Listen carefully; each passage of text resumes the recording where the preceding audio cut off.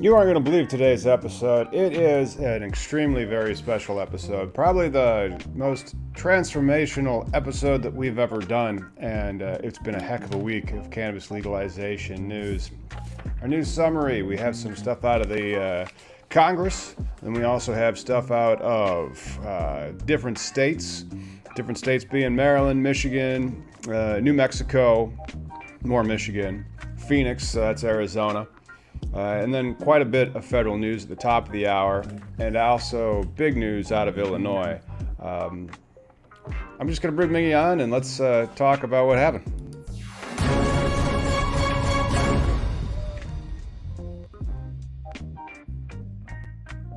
Yo, happy Sunday, man. Happy Sunday. Hey, thank you guys so much for tuning in to another episode of Cannabis Legalization News. Probably the most special episode that's ever happened. Yes. Also, I want to, during this heat wave, dude, because of the thing I've been doing and the news I follow, shout out and thoughts and prayers to all the prisoners going through the heat in the prisons out there, because this is not the best health care. So you got people locked up for the fucking plant still going through this if you think you're miserable. Yeah, I mean, that's one of those deals where it's not fair, but they're still there. And that sucks.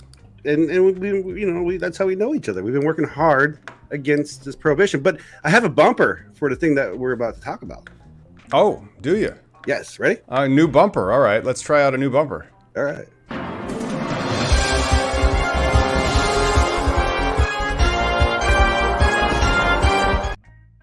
Let's play a game. What's that? Who wants to be a millionaire, baby? Oh, gosh. Well, I'm sorry. I was working on various projects that are already past due, and so, I am not doing any more CLE presentations unless I have somebody who's writing it with me or for me.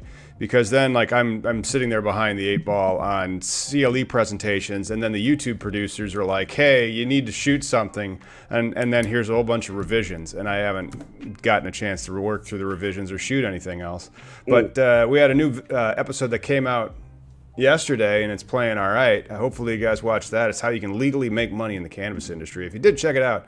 Let us know what you thought about it, either in the chat or in the comments. And not just, I think it's extra special, too, because you kind of walk the talk, man. You're living the truth. We did not, we haven't shared a screen yet. Now, Miggy and I are a little off of our game, and we can, I guess, start telling you why we're a little off our game. It's just because we live in this land of make-believe that we really haven't really wrapped our heads around. So earlier this week, Illinois had a lottery, and Miggy and I were in it. And so some things happened during that lottery. For example, they had it, and they updated this page on Thursday. Illinois has given out 55 new licenses, and here's the list of the top participants per the BLS regions.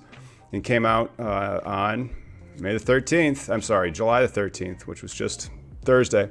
And if you scroll down into BLS region number, not 5, that's Chicago. You can see how many are in Chicago right there. Ew. Number 10. BLS Region 10, the fight in Peoria. You see what the second one is right there? Look at that. That'd be a big It's I'm trying to save people on, and again, this is one of the things that we're trying to find is a YouTube intern that will produce the show with us, so I don't have to do it on the fly. Maybe if we can ever get Miggy's Pot Shops operational, we'll have that in the budget. But Miggy and I won a cannabis dispensary. And I honestly think, dude, Doc, we're this is day one of documentation of this whole adventure, right? Now we have to prove the documentation. We have to go through the process of getting the temporary license, right? Conditional. We need to go get the conditional license awarded, Miggy. Yeah. Very important. So that's the really first part where I really feel like we'll have a first step over. I'm always I was telling Cole from Illinois, dude.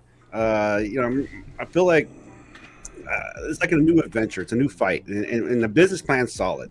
The way working with you and what you already have laid out. I'm looking forward to the friends and family portion of the fundraising, right? Because I really think I can help people in my circle that will hey, we're gonna, that we have a license, right? But the license is just a gateway because you got to have a plan, right? Like, Right. When I used to be a young salesman, right? When I used to sell apes, I made enough to pay my rent, but it was never enough to like, hey, we're going to go on vacation, and that's the whole part of the license structure. It's the we're going to be behind it. I'm looking forward to like hopefully providing people with a living wage. You know, like this is going to be huge on my shoulders. Come on. Let's first get operational, and then we'll talk about giving away all the money we haven't made yet. Yeah, and so the first thing that Miggy and I have to do is prove his eligibility. And so after that, Miggy's going to be able to see in real time what I do for a living, and so will you guys. Because this is going to be highly educational as our YouTube channel kind of morphs into a reality TV show about how to get a cannabis dispensary operational in the state of Illinois, which will be great, especially once we get that conditional license. And so Miggy and I are now we're almost done. And then once you have that, I have to write it up. And so that's one of the things also that I shared earlier. And this is extremely important. And so we should kind of go over it, as part of the news. Do we still have that up or not?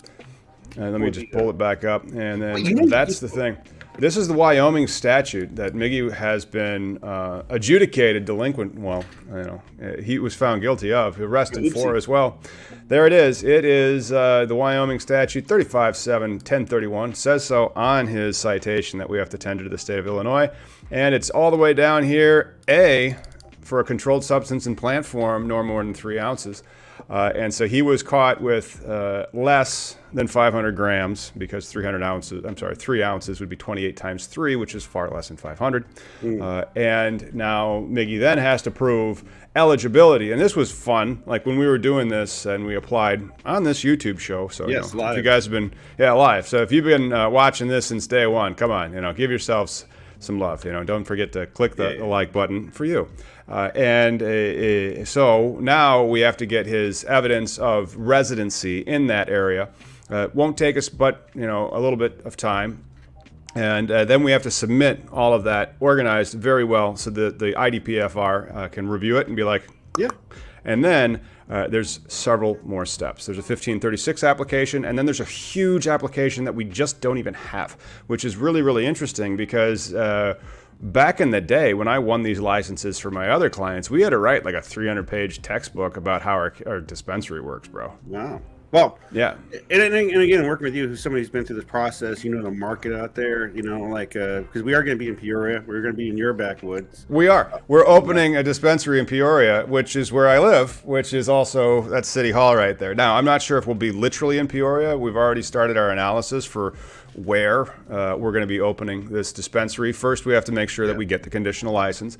And then tune in to future episodes where we're going to talk about the 3 LLCs. Well, 3 corporate entities. There will be 1 C Corp and 2 LLCs. One of the LLCs will hold the license. That'll be Miggy and I. Yeah. I'm the manager. He owns 51%. And then that'll make our eligibility.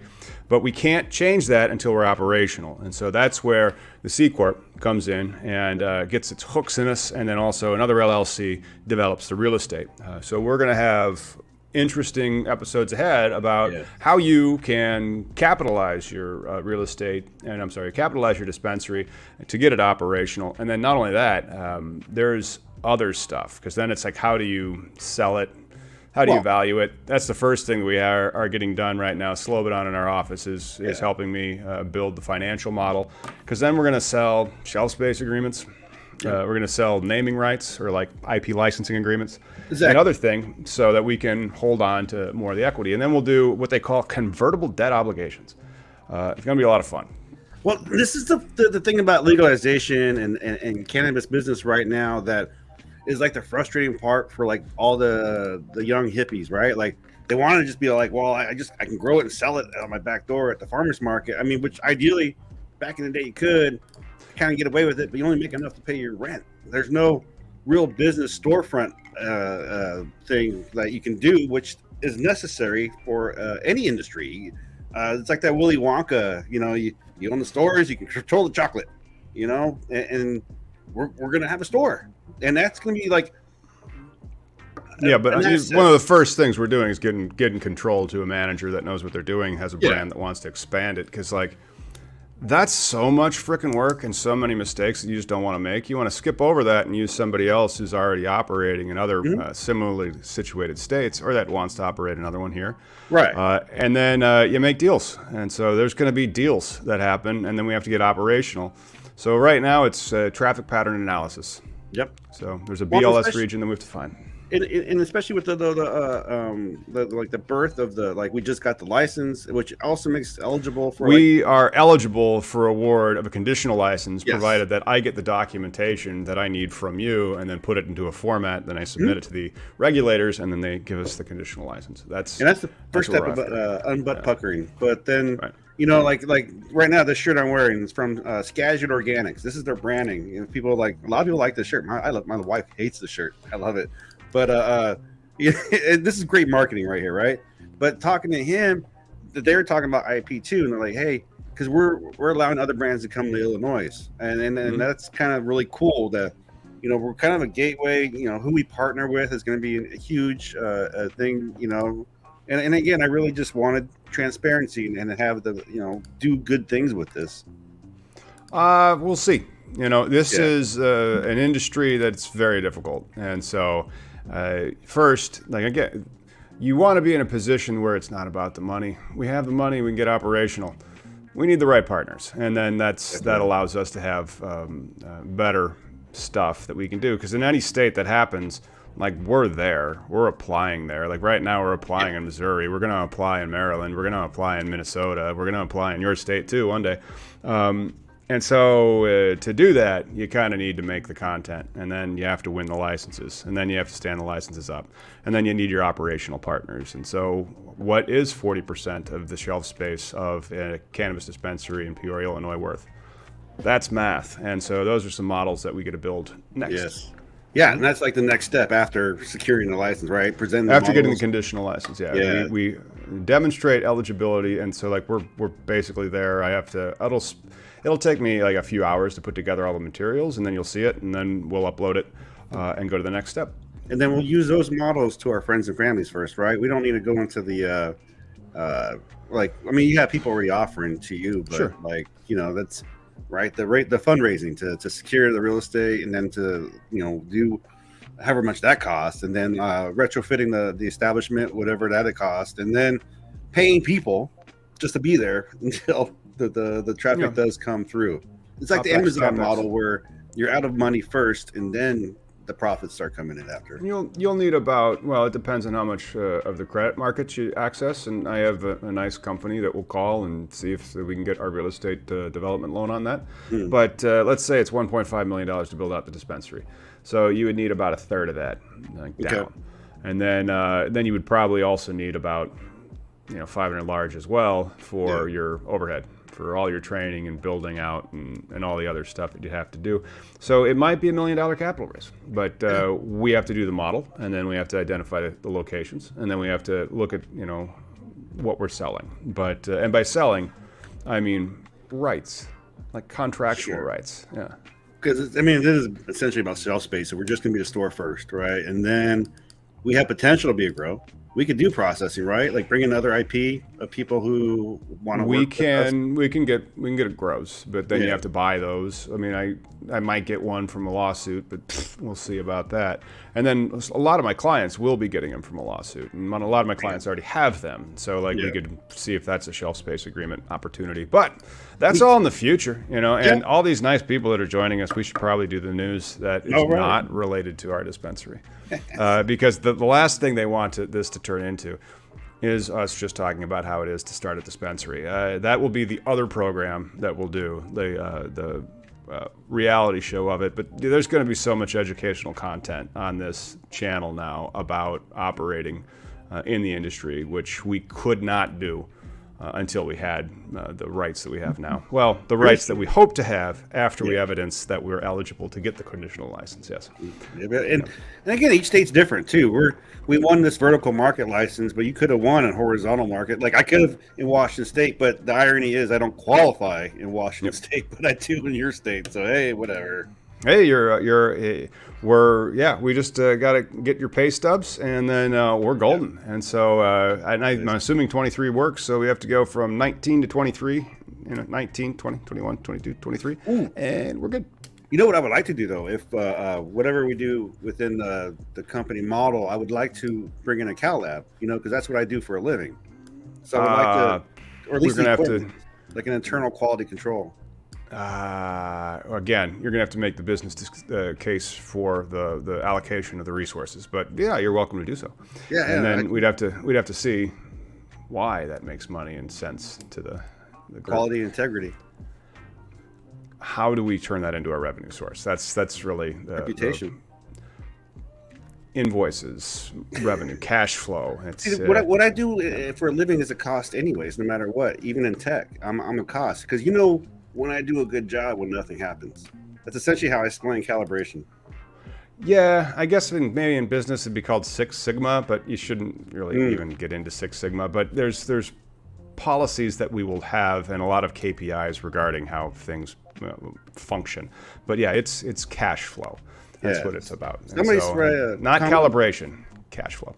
No, I understand, but I do the quality insurance. But hey, somebody's saying that in their state they have to be an owner resident.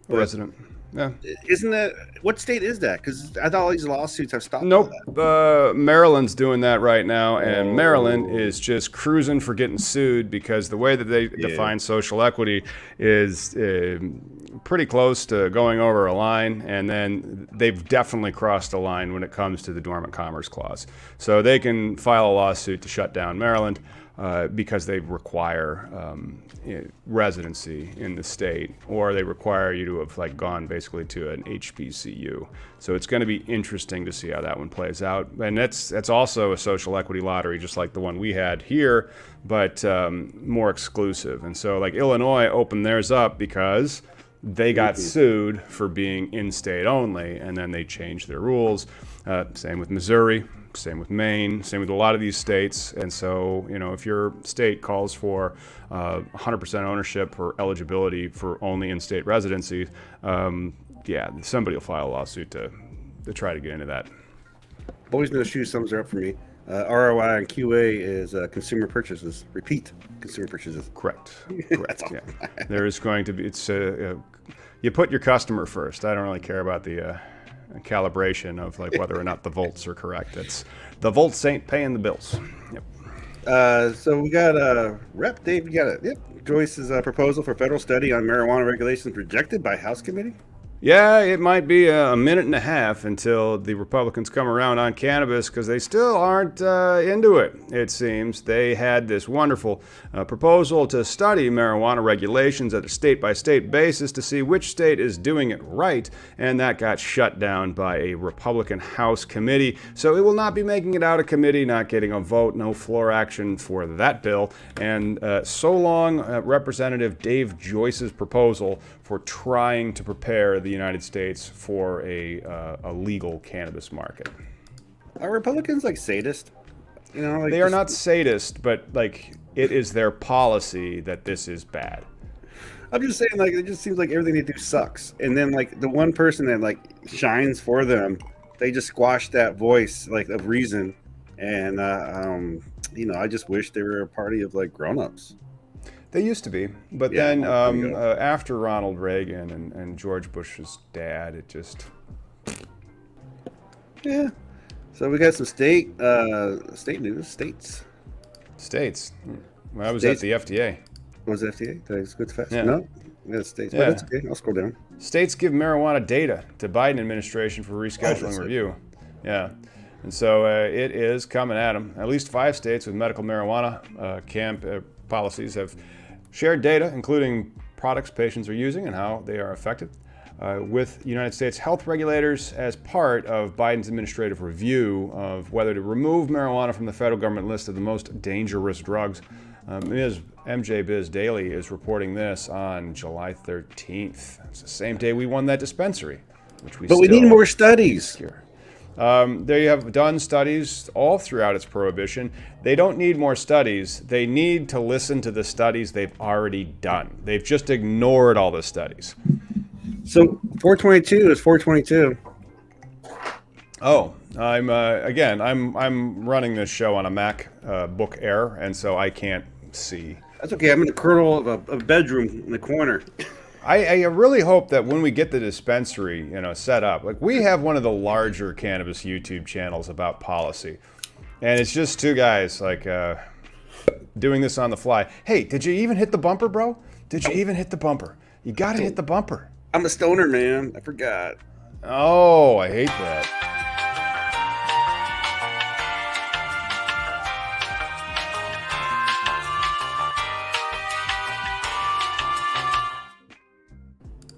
I've given up to the AI gods, and thank you, Collateral Base, for that message.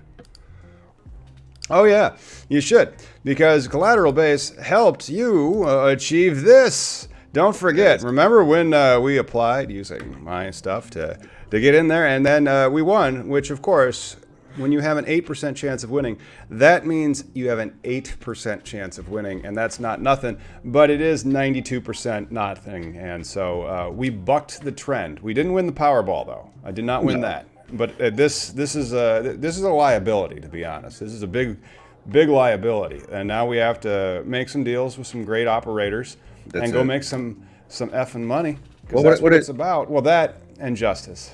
Yeah, but what I see is like like telling Cole, it's just this could be a lottery ticket or it could be a boat, right? Because boats are very expensive and you just keep putting money into it to keep it afloat. But I think with our plan, it's more solid than that. Like I look at these big boys, the MSOs that fail all the time, and it's like that's because they're out of touch with like the actual business side of things. I think that's not one of the reasons why the MSOs have trouble, and there's various reasons why the MSOs have trouble.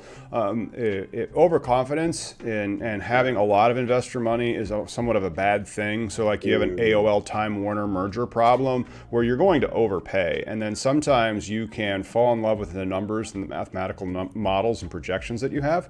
And then you also, and it's a different management style than what we're going to use the cash flow management style, like, fundamental analysis. Yeah. We aren't going to use the Amazon growth analysis style because for our rights to vest, we have to get this thing up. We're going to start a C Corp, but the C Corp can't buy the LLC that we have to, because we need 3 people to start a C Corp. And so we can't do that. Well, we can, but that's like the thing. We're giving away that board seat so that we can start the C Corp, and we have to start a clock because that's why it is a consumer packaged goods company. There's a section in the Illinois Internal Revenue Code called 1202. And so that allows us to exempt up to $10 million capital gains tax free if we hold the small business stock for 5 years. Welcome to the corporate weirdo world. I get to be your driver. That's why you need a freaking lawyer. I'm just saying, like, and it's kind of like with me, what I do with my day job of working with RF, right? Like, I can explain it to you, but I mean, what I say are words that are English, but they don't mean shit to you for the most part. But the same thing with the fiscal side of things, like talking about all the fiduciary, C corping, and you know the rules. Like, I'm so glad that you're an ex-banking lawyer who knows all that back noise, and this is going to be truly. I was a licensed stockbroker after I got out of college, law school. I shouldn't call law school college, whatever. But after I got out of law school, I became a stockbroker. It just happened to be 2008 at the time. I am in what's the name of the bank that failed? Not Bear Stearns. The other one. It might actually be Bear Stearns. I have to check. I have like their magazines and like their posters, which is hilarious. They're like about integrity and stuff. Whatever one the Bank of America bought, I think it was Bear Stearns. But it's hilarious. But you were in that? That's what this used to be. This used to be, and so like and so this office has been like empty for like 20 years, and then I bought it because it was cheap, and I'm cleaning it out. I'm like, holy crap, this is that investment bank that failed. They had an office here. They didn't make it out of 2008. I at least became a bank lawyer. That's pretty dope, dude. Merrill Lynch, Daniel says.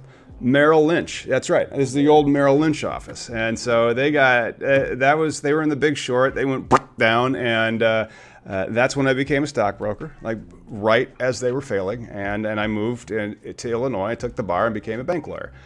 So it took me another 15 years to get to the point where I'm like, okay, let's put together these corporations, see how much cash that we're going to be making, and then that's what your share price is, bro. Let's start talking about your warrant strategy. We should sell some warrants to finance our startup. I'm listening. You know it. Sure. So we got a GOP-controlled House committee blocks every marijuana and psychedelics amendment to the defense bill from getting. You've got to be kidding me. Shock face. Holy crap! You've got to be kidding me. GOP-controlled House committee blocks every marijuana and psychedelics amendment and defense bill from getting floor vote. And so, like this very large defense bill, almost $1 trillion, was just passed, almost along bipartisan. When they pass something and it's basically party lines, almost a party line. Very few defectors, and so they shut down our industry, and they don't want our industry, because if they wanted our industry, they wouldn't have shut it down. And again, I don't have any problems with Republicans. It's just that it's weird that they hate our industry. Well, I think they hate freedom. The Republicans west of the Mississippi are like small government, freedom, economic freedom, personal liberty freedom, like Nevada Republicans. Yeah, I wouldn't even. The Nevada Republicans are not good because they were willing to the fake electoral shit, just dismiss a bunch of real votes. That's crazy. But I just wish that Republicans liked people. It just seems that they hate fellow Americans, man. When was this? 3 days ago. The same day that Miggy and I may have won a license. Marijuana Moments reporting that the NDAA, that is the National Defense Authorization Act. This is where they just boatloads of money goes to the Department of Defense, almost $1 trillion. And they're just shutting it down when it comes to allowing cannabis. Matt Gaetz, don't agree with him on many things, but I do agree with him on weed sometimes. He's disappointed that these amendments have not been approved for a vote. It's a consequence in living in a geriocracy of Congress that is a boomer field of drug policy, the congressman said. Okay, let's look up this word, gerotocracy. Let's see here. Look up gerotocracy. I would say it sounds like geriatric, maybe. So old. I'm just gonna hit copy and then go up here and then hit paste. Am I still sharing the screen? You're still sharing. All right. It is a state or society or a group governed by old people, and it is pronounced gerontocracy. Old. Hang on a second. Gerontocracy. Gerontocracy. And so, welcome to the gerontocracy, everybody. It's the boomers. It's the boomers. Right. I don't know anymore, though, man, because, I just they are internet savvy, right? Those guys somehow won with the last unlikable guy in the world, but like when the devil tells you, you're not mad that the devil burns you or whatever. So it's how did you go behind that guy? I just don't. I don't know, but let's talk about one of the other studies, like the studies that come out that are like, man, legalizing is just a good policy. Yes. Here's one.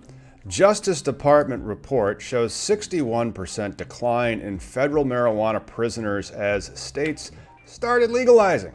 It's shocking. Shocking. What? Yeah. You're telling me that as states start legalizing, and again, remember, states are the lead law enforcement wing of your country because you have the police powers. The limited government is the federal government. Federal crimes took many years to develop and to get as robust as they were. The Controlled Substances Act really helped kind of spur that because it's starting to criminalize, drug use. I want that. You ever see Puss in Boots, the series? No. Cartoon. Anyway, there's a little cat that pops every once in a while. It goes, "Woo!" That's what we need for shit like this. Oh, this is another reason why we need an intern that gets all of Miggy's hip kid references. Right? And I'm like, I'm sorry, I was reading financial statements again. Well, you have a baby now, so you'll be able to do the cartoon up to 20 years from now. You'll be able to. I don't know. It's all Paw Patrol. It's Paw Patrol. It's Peppa Pig. Sometimes the Bubble Guppies are involved. You're lucky Caillou's not involved. That guy's a little dick. No, there's no Caillou. Fortunately, we boycott Canadian television. Hysterical. You guys are No, we don't. We don't boycott Canadian television. We make up stuff on the internet for entertainment purposes. Illinois awards 55 more adult-use marijuana retail licenses. And so that was reported this week. 2,700 applicants trying to go after one of these conditional retail licenses. And they were reserved for entrepreneurs who meet the state's social equity criteria. That's right. Do we have it up? Yes, we do. Miggy's Pot Shop is 51% social equity owned at the time of the application. Yeah, and now the work starts. Yes, we have to create an LLC, for example. That'll do next week. I don't think we're going to call it Miggy's Pot Shop. Because maybe we'll just because of the government, but we could call it Miggy's Pottery Shop. Ooh, and so there's that. But I'm also thinking Miggy's Consumer Packaged Goods. No, I think that's better off. Yeah. Yeah, right. I mean, better say so sorry, dude. I'm just like earlier when I smoked and with the internet game and social media and the algorithm, it gets so frustrating. Like I just got banned again on Facebook. What'd you do this time? Miggy getting banned on social media again. I post me smoking weed, playing golf, and then I post me like, oh, look at this. I got this big doink right here that I plan to smoke. Doink. We confirmed the license, but I just post stuff like that, little simple memes that I would share with like in front of my kids and stuff. I'm like, what is so egregious? And then of course it says the AI flagged me, but then like there's no I can contest it. It just said slap on the wrist. You can't chat, which I don't care, and join groups. Like what kind of fucking punishment is this? It was the weirdest thing, and but it noted the marijuana. No matter what, it noted marijuana and what was the at fault. You need to be a good American and stop doing marijuana. You know what you should do instead? You should take up Brazilian Jiu-Jitsu and challenge Mark Zuckerberg to a wrestle. No, according to DEA, I should be an influencer. You should. Oh, Have good. you seen that article? No. The DEA, on Marijuana Moment, but the DEA tweeted that 7 ways to 7 things to do to not get high. One was play video games. Dude, I smoke fucking weed all the time, play video games. What? Didn't want to be a social media influencer. I mean, it was the dumbest, placating, weirdest little article. I was like, who wrote this shit? I don't know, but being a social media indicator has to be an exhausting profession. Oh, there we go, dude. Look at that. Miggy's what is Apothecary. That? Miggy's Apothecary, yes.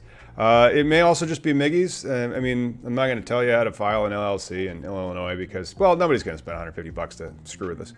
But I think maybe. But it's wide open when it comes to that. And then again, like this LLC is going to get subsumed into a C corp, and it's going to be a single member LLC before 2 years from now. And because we have a holding period for the C corp, and we can't file a C corp without 3 board members, and we can't add any new board members until after we're operational. So it's going to be a very intricate corporate opening. For our incubators that we do a lot of. And so there's going to be a lot of similar contracts that we help our clients win these lotteries all over the country. But good times. Good times are going to be ahead right here on CLN. Tune in. Again, walking the talk, man. Seeing that, I know you've done the business before. You've talked about it. For other people. Yeah. And then again, you can't really, divulge too much information about a client, right? Whereas you and me are the partners. It's like, let's tell everybody how we do this shit. Well, that's also true. But then, we have NDAs and stuff, and then I'm joining a law firm and separating the consulting firm from the law firm entirely for compliance and best practices. But there's a lot that we can tell people. Because, I subscribe to the let me show you how McDonald's makes a hamburger ideology, where you can show somebody how McDonald's makes a hamburger, and they can't do it at home because it requires all that supply chain and equipment and shit. Yep. And so you are just really talking only to your ideal type of a client who has the capacity to be able to open up one of these things by creating an incubator so that it gets open for business, after the lucky person emerges from the lottery. Mm. Which so happened to be us this time. Yeah. Exciting. Extremely exciting. Way more so than what's going on over in California.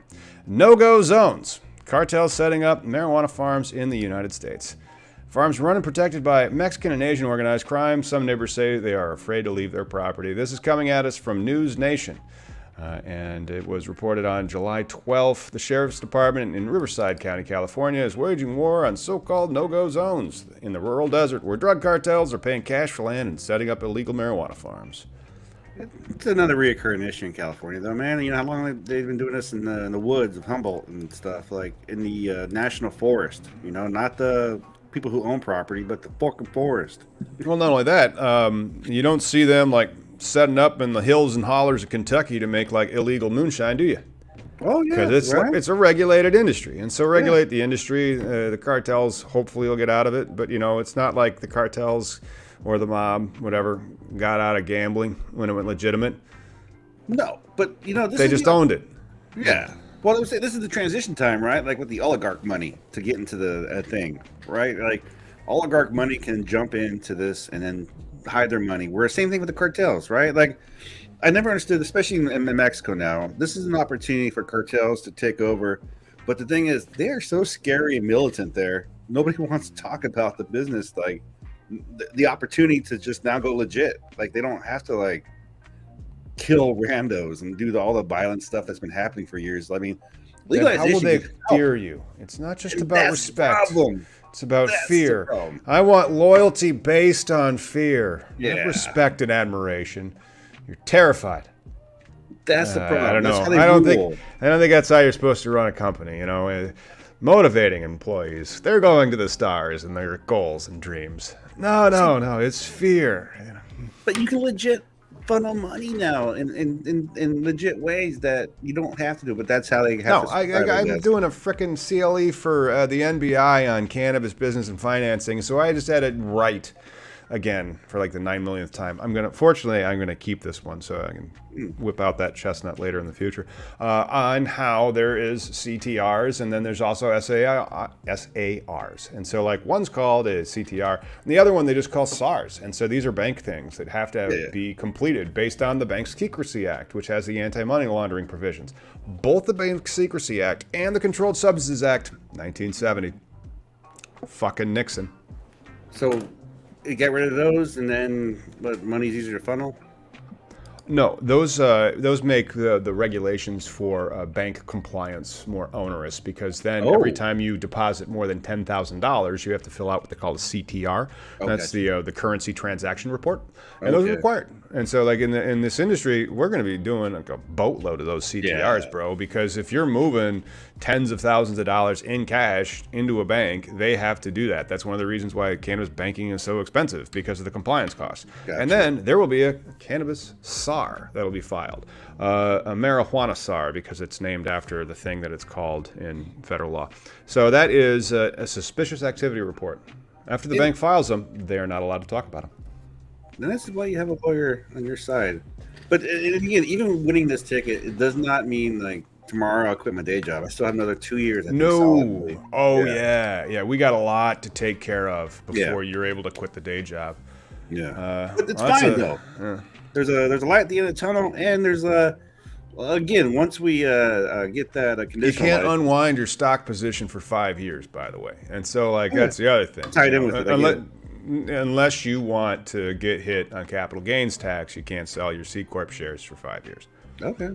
Yep. So, like, I want to give up, whatever percentage of whatever, then that's fine. But I think I'll be sticking around for a while because I really do want to be part of the change. Like all the bitching I do and the seeing the stuff that's not good, I would like to be a part of something and help control and monitor, something with my name and keep it within standards. For patients. I never understood why this consumable plant, whether it's recreational or for your medicine, it has two different standards. It's still a consumable product. It's like selling medicinal hamburgers. I don't know. They all should be cooked properly to certain degrees, kill all the bacteria inside, and give you the same experience that you want. So, dude. Mm-hmm. Yep. And so we got some over-the-line news out of the Detroit Free Press that happened this week as well. I'm not sure if you guys saw this one. The weed bar screwed up and they have a recall on their hands. That's something that we might have to. We're gonna see. That's the thing that I'm not sure about. Like with these licenses that are conditional, and now we have to change over. And so, like, what's the procedure going to be for that? Because I had to write a recall policy and procedures for like my clients that won the license in the first round when they had to have an application. We haven't had to do an application. Now we like prove eligibility, and then I bet we have to do an application. And so then I'm gonna have to. Well, fortunately, I've already written the ones that are compliant, so I already have one. I'll have to create document automation to help other people like us write one. Yeah. But, this would be a great example of why we need a Cal Lab in our, to test. The Cal Lab for the production side, that's QA/QC, but you're on the consumer packaged goods side. We're just we want to have baskets of greater size in greater numbers. Oh, sure. But I want to also protect my consumers and know that they're getting the quality that we pay for, because we pay for it, they're going to pay for it, right? I mean, this is all pulling people's dollars out. I mean, that's what, people don't like talking about money, but in the end game, whether you're working hourly, you're trading hours for dollars, or you actually going to run a business, there's a product and there's a consumer, and I'd like to keep those consumers, our name, in the good. And I know you're on board. I just talk it out loud with our 206 people. Yep. No, you're supposed to put your customer number one. But these guys, they screwed up. They shipped 200 milligrams of THC instead of the 100. And so that strawberry crunch bar was a little too extreme, and then they had to issue a recall. So recalls do happen because they didn't have their QA/QC running correctly when they manufactured that good.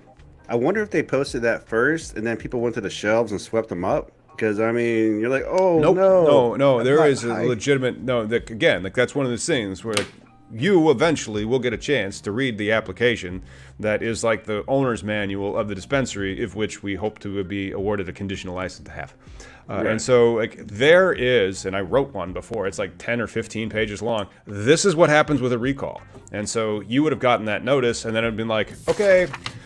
And then there's checklists and all this other stuff that happens, and you report back to the state police, all sorts of stuff. You might even have to destroy things. I mean, it's definitely. Welcome to the highly regulated space. So, like, I've been in banking and then a lawyer for a while. You do Cal, which is, anal, but now it's going to be like, it's like highly regulated. So everything has a policy and a procedure. Oh no, I'm sure. I'm definitely like each thing's going to have a process-y, but like, when upon discovery of like, oh, we gave out 10 times the potency of this brownie, do you actually put it out by accident? Like, hey, everybody, stop eating this. And then everybody actually goes to the shelves. It's like the opposite of what you send out one message, but then everybody does the opposite because like sweet, everybody wants higher dosages for the most part. No, again, that might have exposed you to a fine. And so you would never have done that. As soon as you get the notice, there is a quarantine policy in place. And you're like, there's also no shelves in Illinois. Like you go and buy cannabis in Washington State, you're allowed to have inventory, like on display. That does not exist in Illinois. There's no such thing as inventory. The inventory exists in a secured location out back.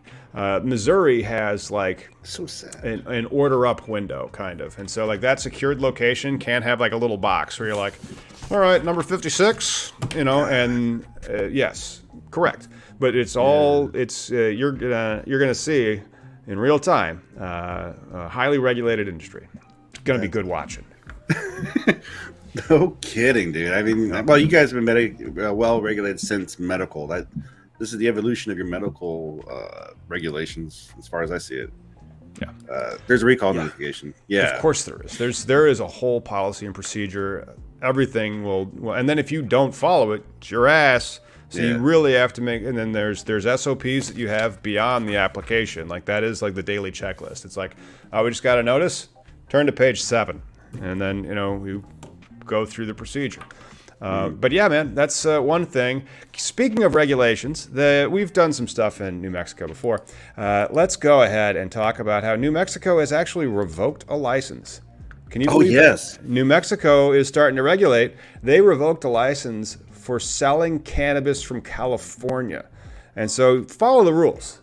even if the regulators don't come and like ask you if you're following the rules, follow the rules. Well, this one I saw. First off, you're a shitty criminal for keeping the same packaging. Like if it has California barcodes and marks, that's 101 dumbass. But this same issue, though, when we were out there talking to people in the local scene, one woman was like, "This group rubs me wrong way," and I was like, "How come?" And it's like because they are into bringing stuff from Oklahoma and using it within the mold to gold prospect. Mold to gold. Yeah, so if you can classify it as industrial hemp and ship it out the back that way, that may be a loophole. What, for bad weed? Perhaps. Bad weed is the extraction. You're gonna have to blast it and then maybe add synthetic terpenes, but disgusting. Yeah, but I'm just saying, like they're using out-of-state weed to turn into concentrates. It's easier to hide in the market, whereas these guys, I don't know what the F they were doing, but want to play a little? I'll tell you what they were doing. That's right. They were playing Name That Strain.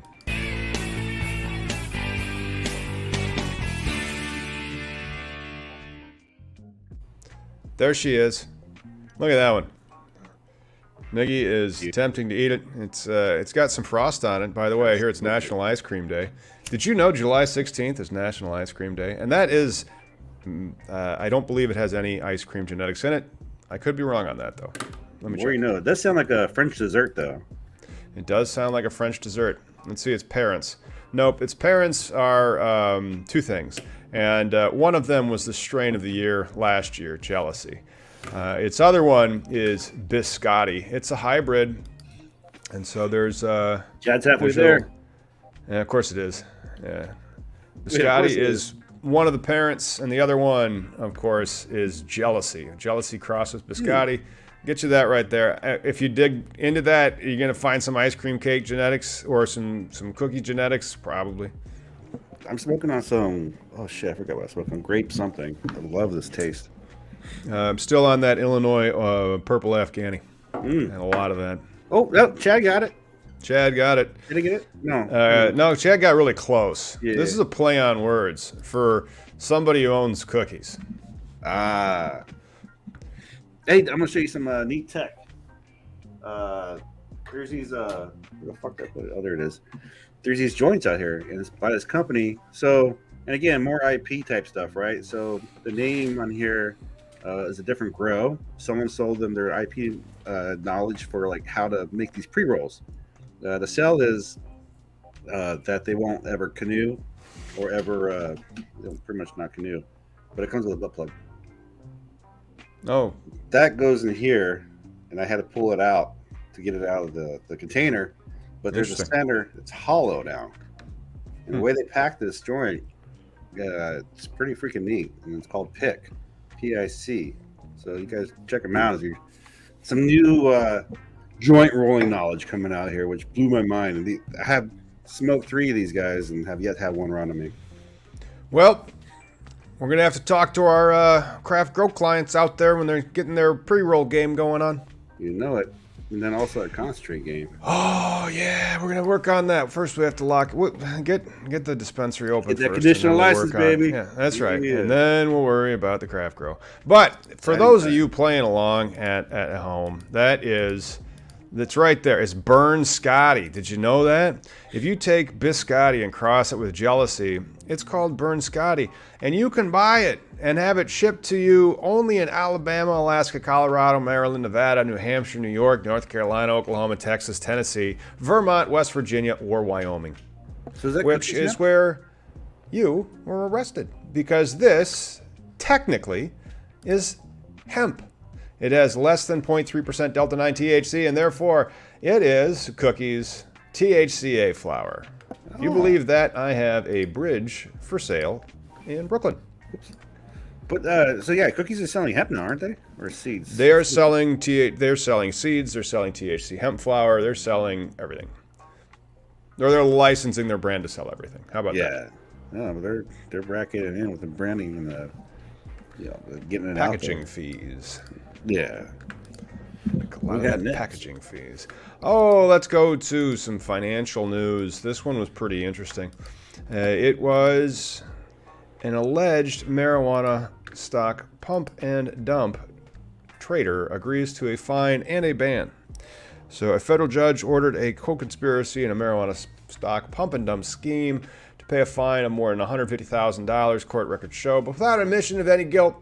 In my mind, I did nothing wrong, Your Honor, says David Ferraro, who allegedly worked previously with convicted Justin Costello to promote microcap stocks and also conducted his own stock promotion scheme, according to a USEC attorneys. And then I shouldn't have said USEC because there's only really one Securities and Exchange Commission that I'm aware of, and it's in the United States. But whatever. But still, this just shows, though, like, I mean, how still people are getting scammed out of cannabis with sometimes investments, right? No one's looking up people. Like, no one's searching history. It's still kind of the gray area when it comes to, like, knowledge base. It's why you go to people like Tom, or I guess now me will have the experience of, like, consulting. But, like, you know, we know, like, who's been in the industry for a while, for the most part. You know, it's easy ways to find out. Yep. Geez, that's sad. It's sad to see people still getting burned. It is. But yeah, shout out to Clone Coach. Check him out on IG. Yes. But yeah, clones are hemp. Yes. The definition of hemp is there's a line in the sand, and on one side of that line is marijuana, and on the other side of that line is hemp. And the line is 0.3 Delta 9 THC by dry weight basis. And so like if Burner's selling Burn Scotty to people in Wyoming, which is so illegal, they don't even have like decrim there. And so like I was wondering if your arrest in Wyoming that you'd showed us over the weekend, and I was like, you know, checking like, you know, okay, good, we can get that. And I'm like, shit, did they got a decrim? No. And like it cites it directly, and so like cool. It is Schedule 1 controlled substance of a plant-like matter less than 3 ounces. So it's possession of less than 500 grams. You nailed it.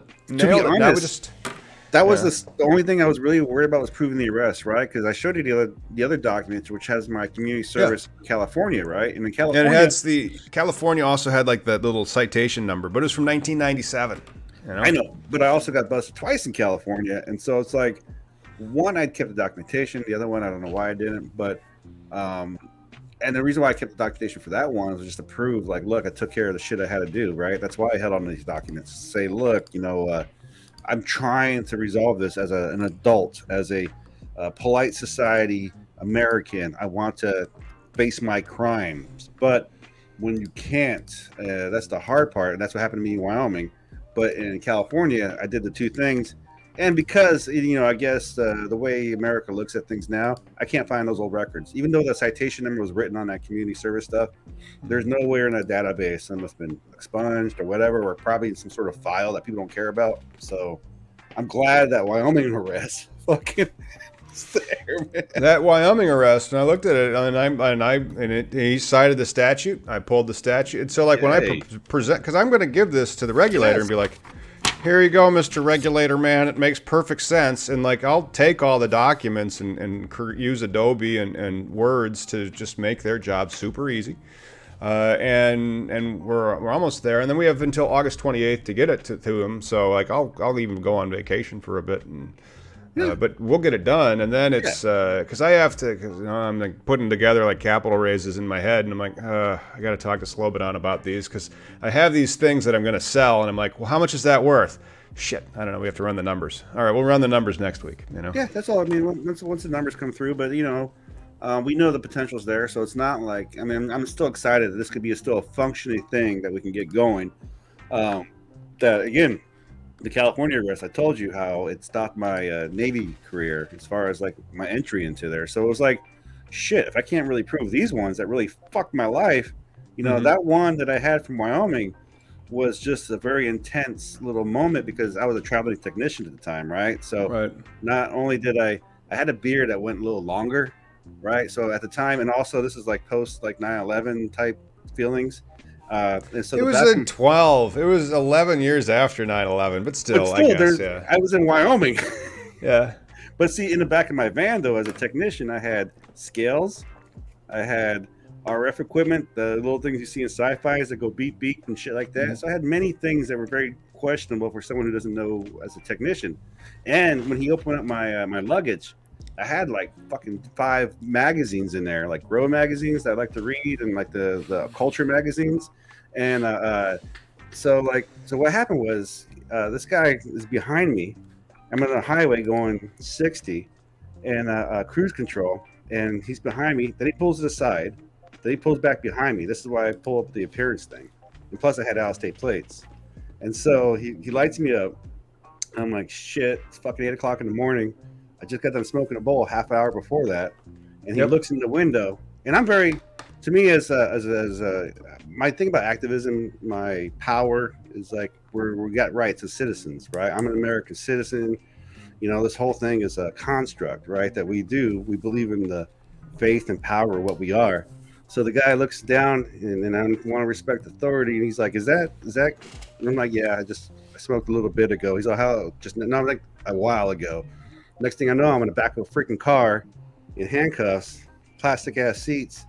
He's digging through all my shit, and then he comes back to me. He goes, "Are you you sell? You grow? What's with the magazines?" I'm like, "I'm just a fucking fan of weed, man. Just a connoisseur, and I'm just on my way checking equipment. This is what I do." And so yeah, it was like really timing. He's like, "I can let you go, or I can take you in town." And top it off, I'm driving a fucking company car.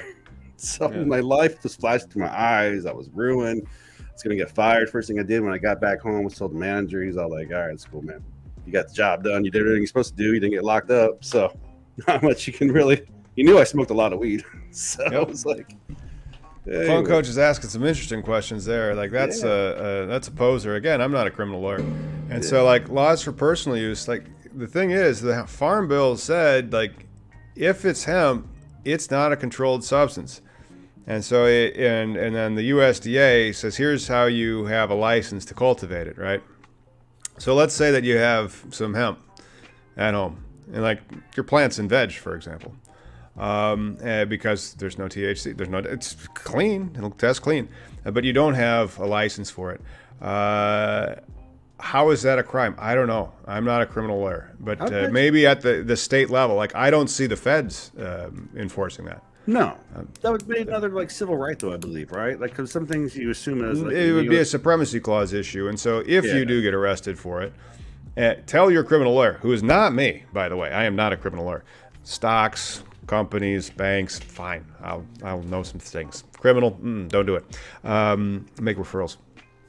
But how do you prove that it was possession of marijuana then, if by definition, at least at the federal level, that stuff's hemp, and it's not a controlled substance, and so like then you have a supremacy clause kind of argument where you're like, hey, you can't make this a crime here. The feds said that this is legal and not controlled, but I don't know. That's it might be one of the reasons why the arrests are dropping, because the convictions are probably becoming more difficult, and then the criminal lawyers out there are probably creating more interesting, novel defense theories.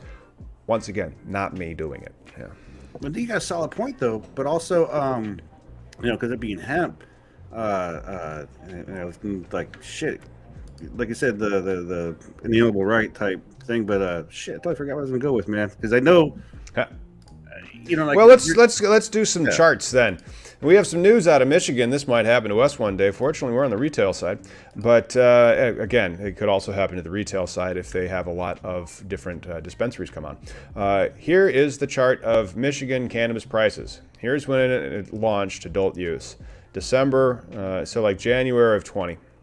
Same time that Illinois basically did, which is interesting. But then Michigan unlimited licenses, and so the number of licenses just exploded.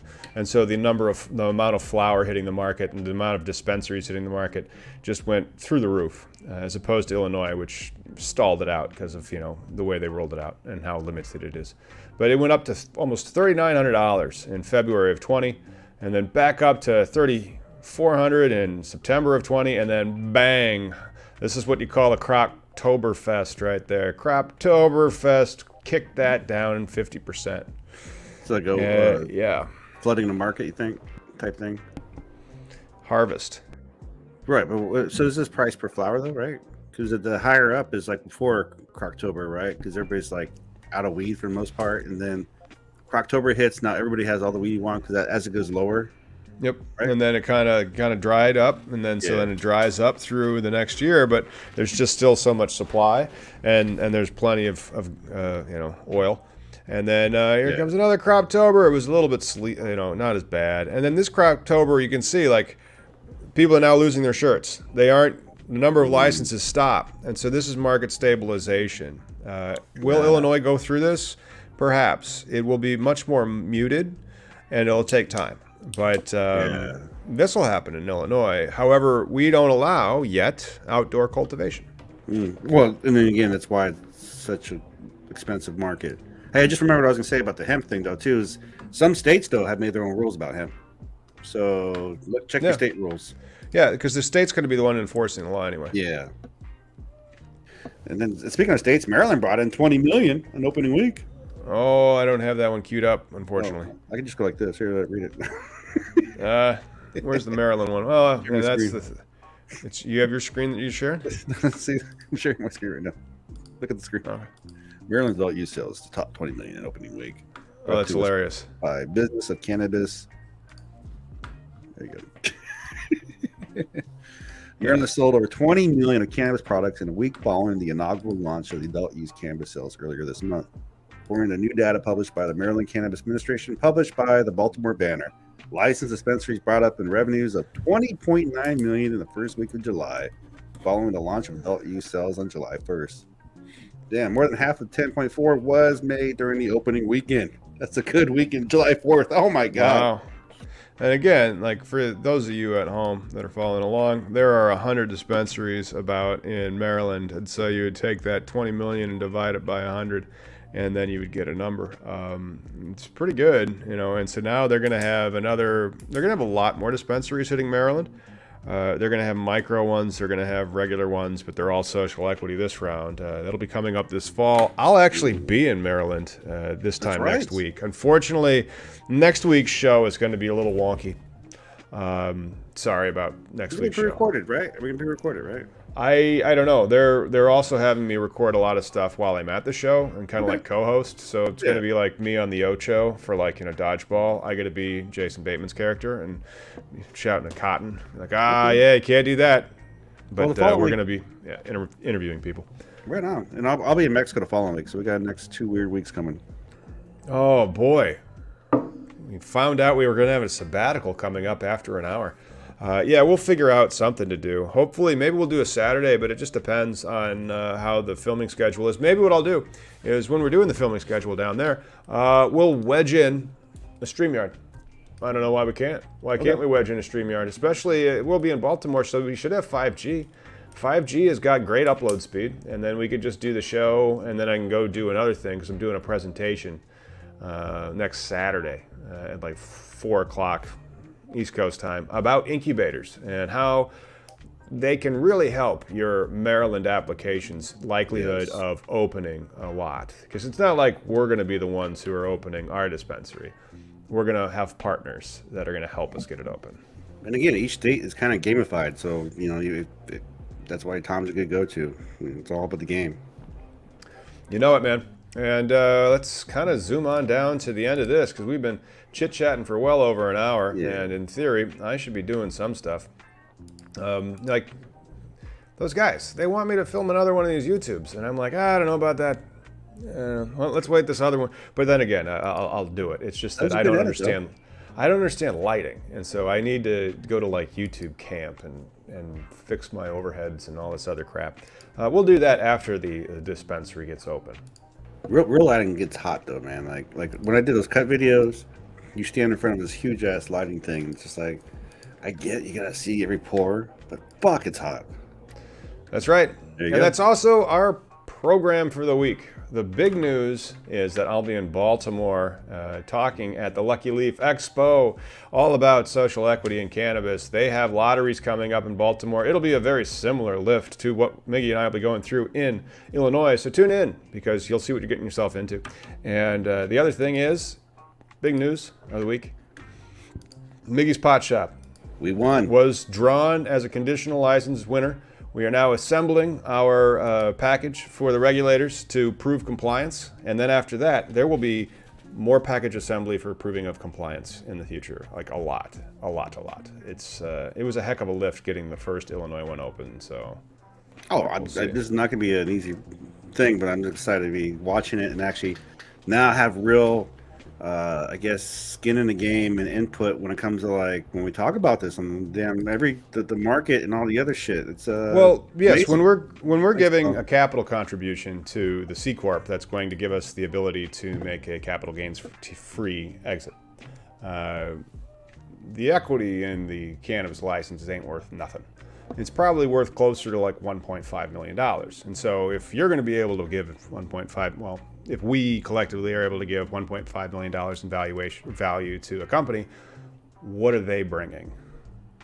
Right. Right. That's exciting. One of those. Right. Yeah. Yeah. All right. Cool, man. Hey, catch us from the Lucky Leaf Expo. That'll probably be what we do. We'll probably do a live one. I'll be there. Maybe I'll see you. And if not, it'll be 420 sometime. Damn right. Smoke 'em if you got 'em. Smoke 'em if you got 'em, everybody. We'll see you next week.